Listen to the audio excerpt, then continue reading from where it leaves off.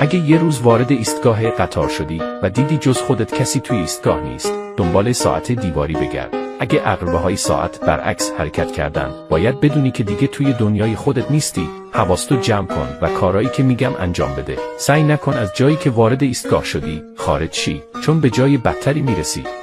پس همونجا منتظر قطار بمون. اگر قطاری رسید و داخلش چراغ قرمز روشن بود، سوارش نشو و فقط منتظر قطار بعدی باش.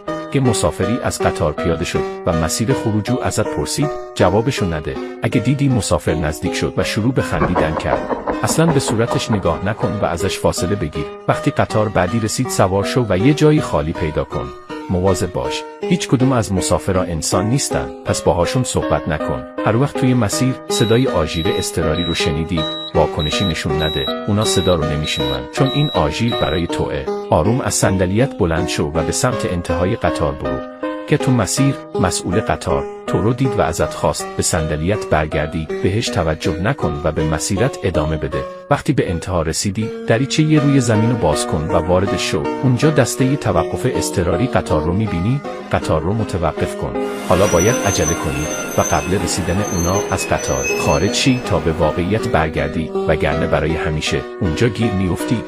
موفق باشی.